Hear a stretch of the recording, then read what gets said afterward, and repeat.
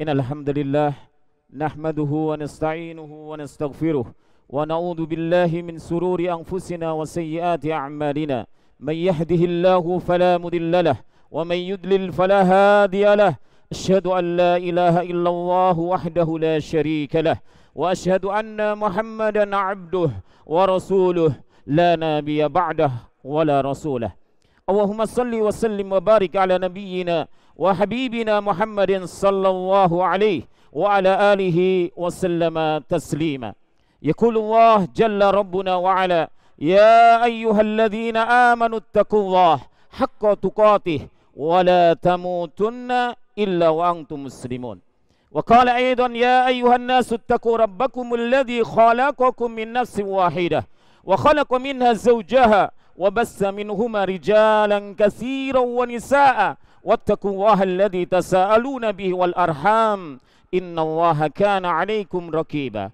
Wa qala aidan ya ayyuhalladzina amanu ittaqullaha wa qulu qawlan sadida yuslih lakum a'malakum wa yaghfir lakum dhunubakum wa may yuti'illaha wa rasulahu faqad faza fawzan 'azima.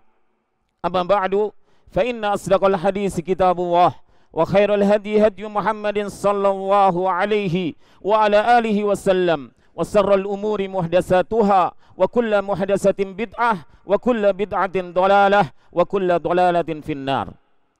Kaum muslimin, sidang khutbah Jumat yang semoga Allah Subhanahu wa taala senantiasa merahmati dan memberkahi kehidupan kita.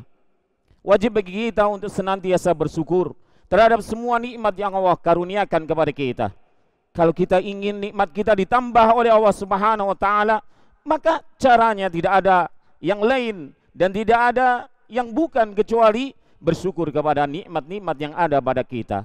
Allah berjanji la in syakartum la azidannakum. Namun andai kita kufur kepada nikmat yang Allah karuniakan kepada kita, membawa nikmat tersebut kepada apa yang dimurkai oleh Allah Subhanahu wa taala, Allah mengancam siksa yang teramat dahsyat sebagaimana firman-Nya wala in kafartum inna adabi lasyadid. Di atas mimbar ini khatib mengajak diri pribadi dan juga semua jamaah, mari kita senantiasa tingkatkan kualitas iman dan takwa kita, karena dengan dua modal itu kita mungkin dan semoga saja kita bisa masuk ke dalam surganya Allah Subhanahu wa taala.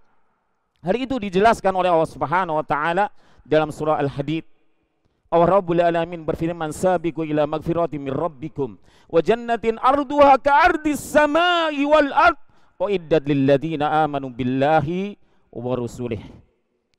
Kemudian Allah Rabbul Alamin juga berfirman dalam surah Al-Imran ayat 133, wasari'u ila magfirati min rabbikum wa jannatin arduha samawati wal ard uiddat lil muttaqin. Dengan modal iman dan takwa, dan mari kita tingkatkan, senantiasa kita tingkatkan kualitas iman dan takwa kita kepada Allah Subhanahu wa taala agar kita bagian daripada orang yang dijanjikan oleh Allah Subhanahu wa taala dengan iman dan takwa masuk ke dalam surganya Allah Subhanahu wa taala. Hari ini wahai kaum muslimin, tanggal 14 Rabiul Awal, banyak sekali manusia yang mengaku, yang mengobrol cinta kepada Rasulullah sallallahu alaihi wasallam dengan memperingati apa? Memperingati Maulid Nabi Muhammad sallallahu alaihi wasallam. Keluar daripada hukum daripada peringatan Maulid Nabi, maka ketika kita mengetahui bahwasan Nabi Muhammad lahir di muka bumi ini, ada tugas yang berat. Begitu pula bagi pengikut Nabi Muhammad sallallahu alaihi wasallam, bagi para dai, bagi para pak yai, bagi para asatidah, bagi para penuntut ilmu. Apa itu? Tugas Nabi Muhammad sallallahu alaihi wasallam di antaranya dituangkan oleh Allah Subhanahu wa taala dalam surah Al-Jumu'ah ayat yang kedua. Apa itu? Yatlu alaihim ayatih wa yuzakkihim.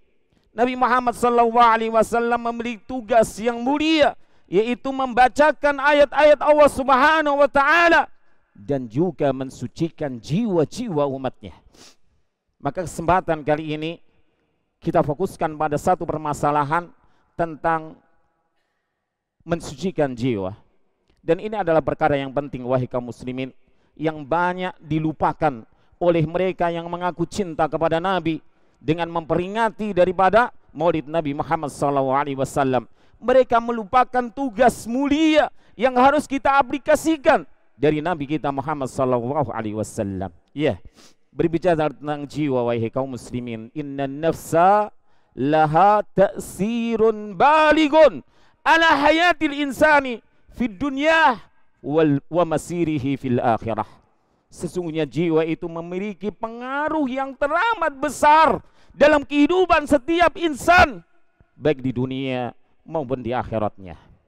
Waqad ittafaqa ulama'us salafi rahimahullahu tabaraka wa ta'ala innan nafsa qati'un hajizun bainal qulubi wa bainal masiri ila rabbi.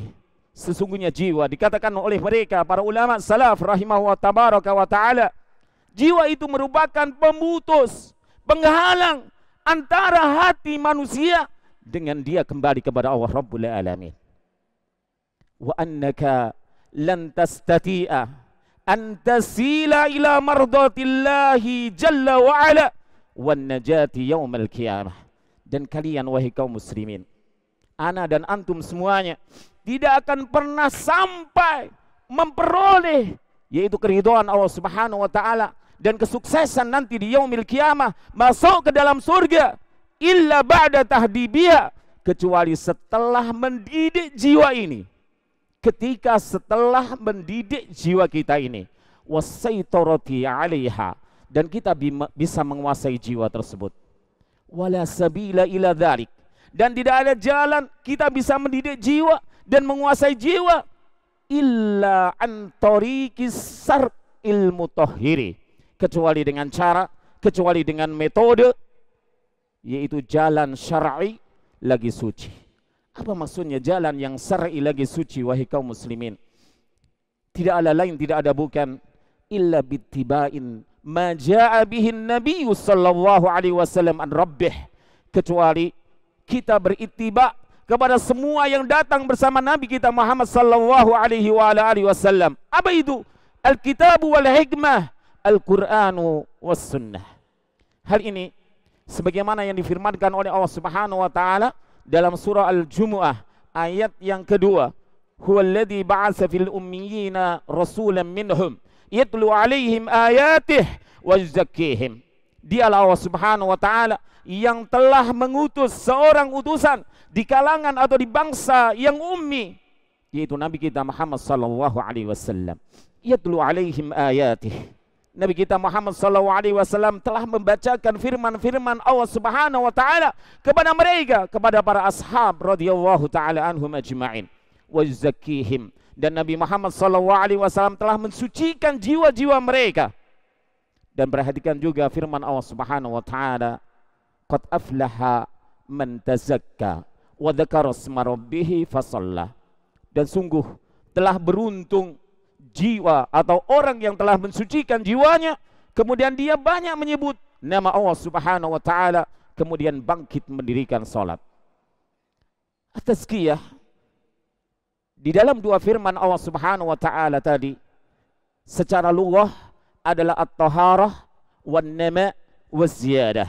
At-taharah wan nama waziyadah, yaitu kesucian, kebersihan, kemudian tumbuh dan juga bertambah.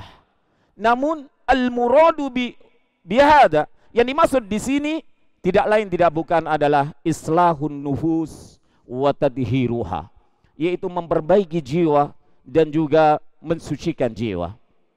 Antariqil ilmin nafi', dengan cara membersihkannya, memperbaikinya dengan cara ilmu yang bermanfaat.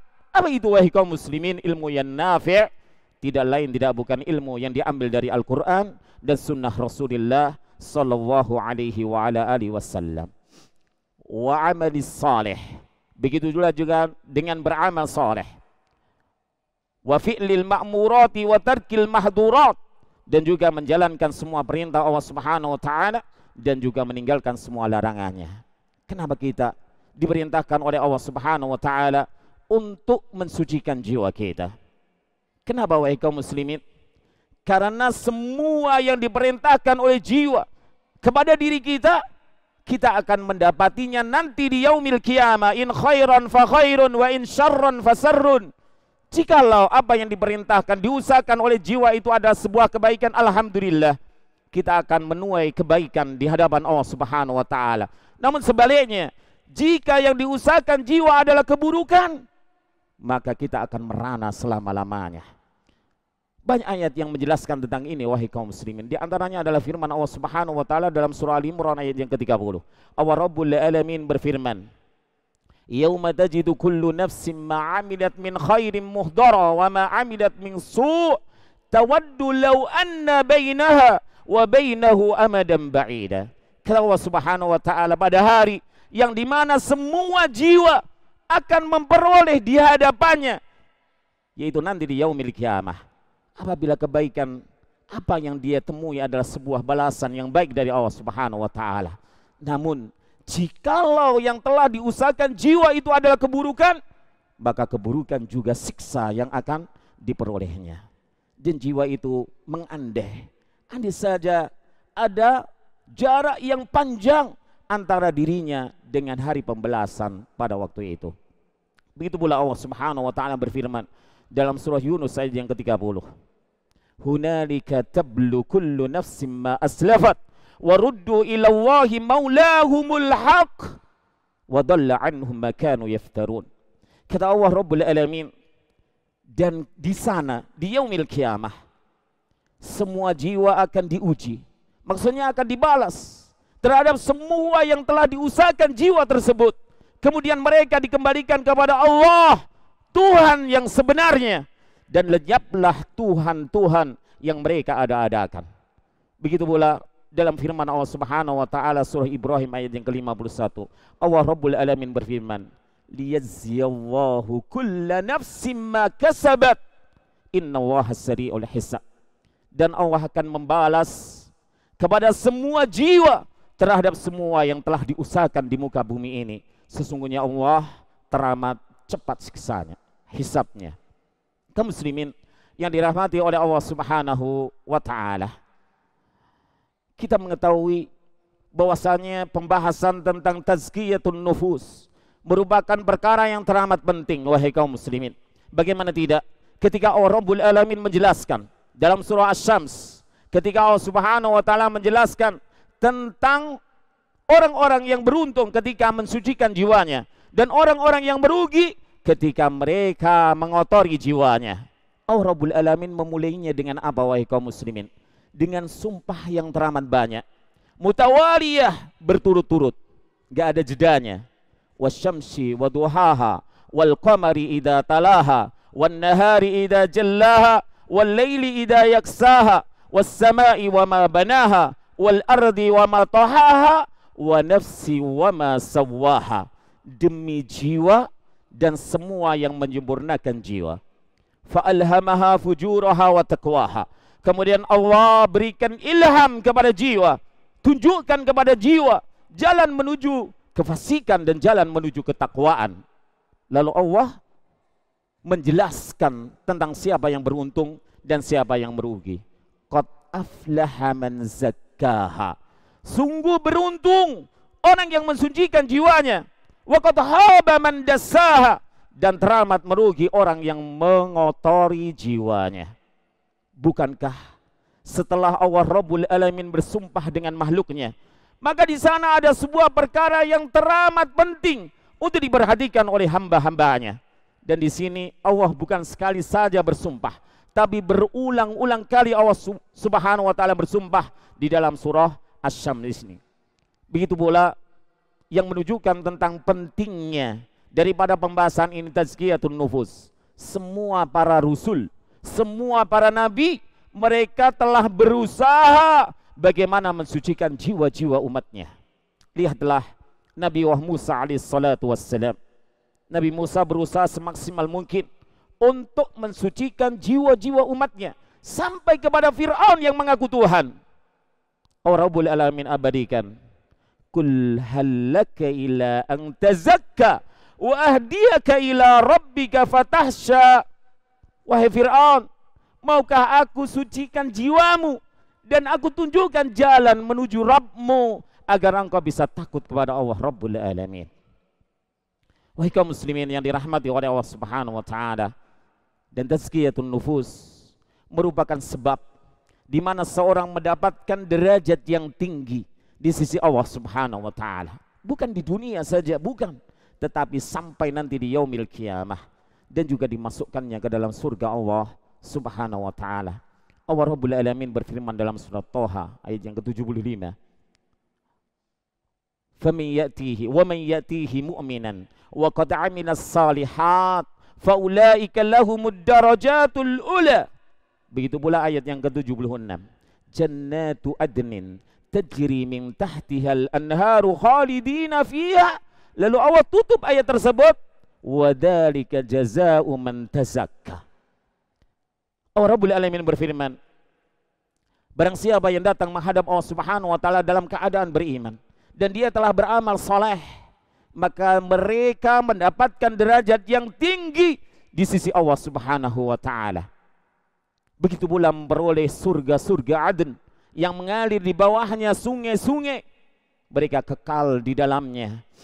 Wadzalika, yang sedemikian itu derajat yang tinggi dan juga surga Aden bagi siapa? Jazaa'u man tazakka, yaitu balasan bagi orang-orang yang mensucikan jiwanya.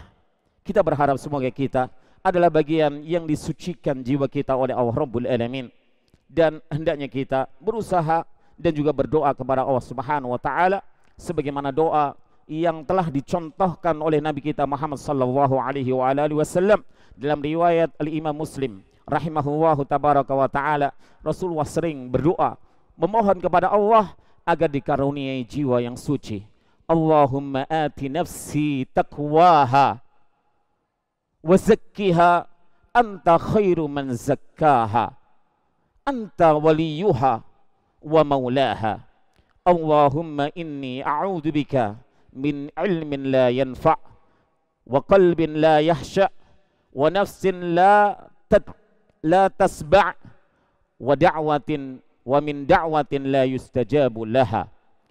Barakallahu li wa lakum bil Qur'anil azim wa nafa'ani wa iyyakum bima fihi minal ayati wa dzikril hakim wa taqabbalallahu minna wa minkum tilawatahu wastaghfiruh innahu huwal ghafurur rahim.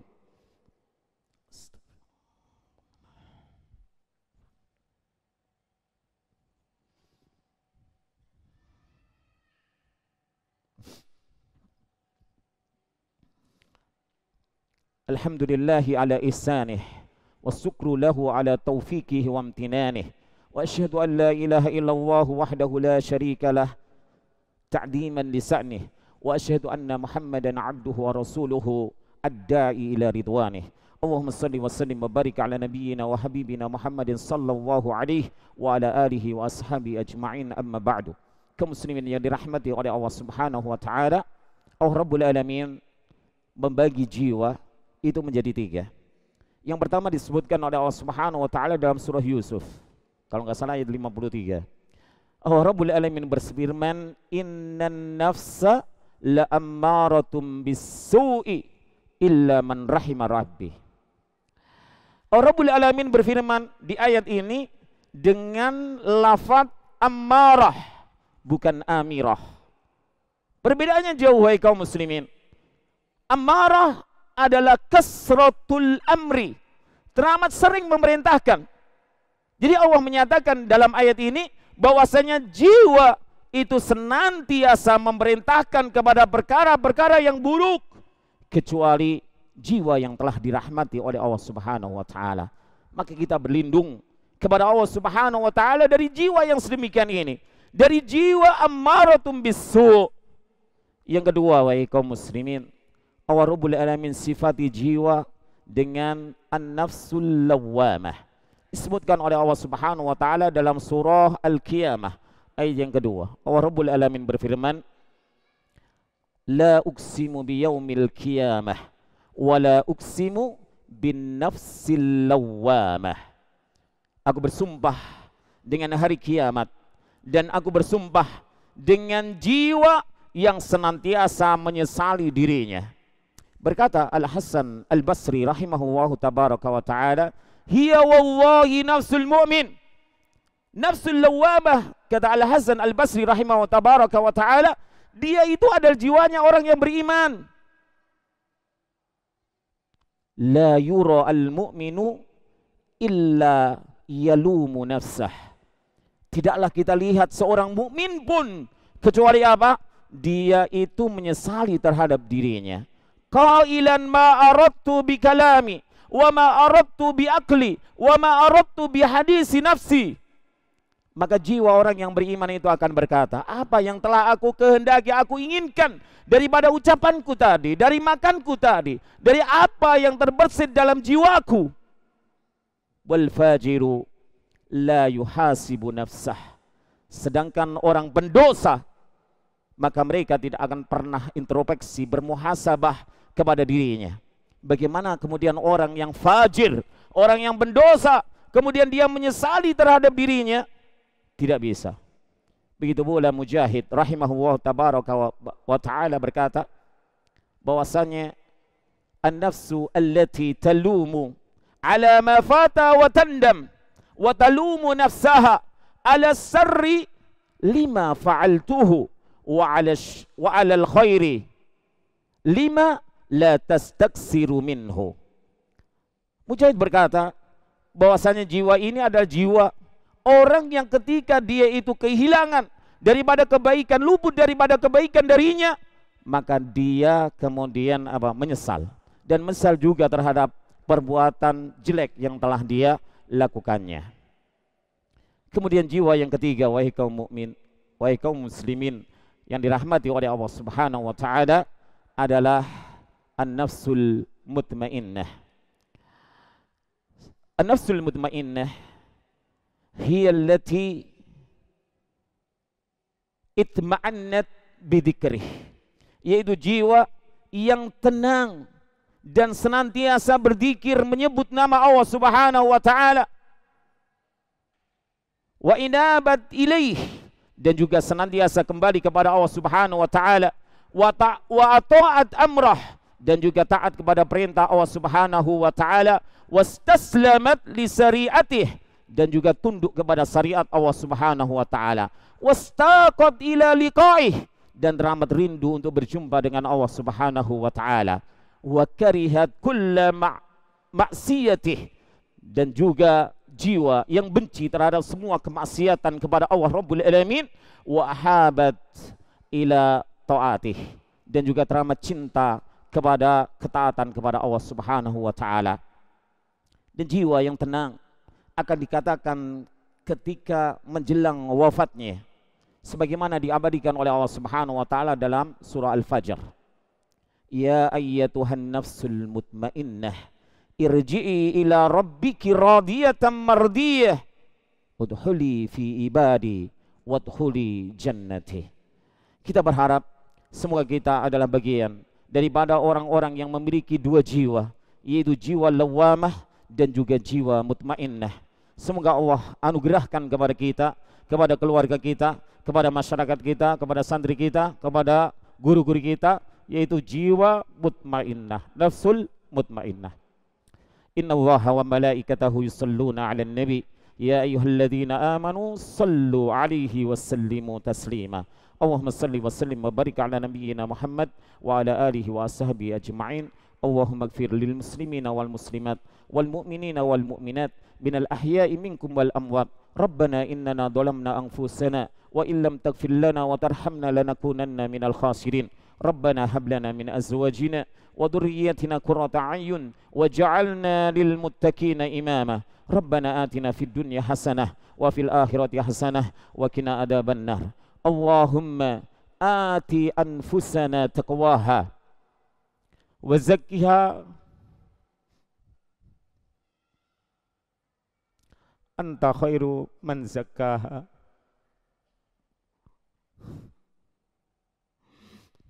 anta waliyuha wa maulaha. Allahumma inni a'udzubika min ilmin la yanfa wa min qalbin la yahsha wa min nafsin la tasba wa min da'watin la yustajabu laha. Wassallallahu ala nabiyyina Muhammadin wa ala alihi wa ashabihi ajma'in wa akhiru da'wana alhamdulillahi rabbil alamin wa aqimis shalah.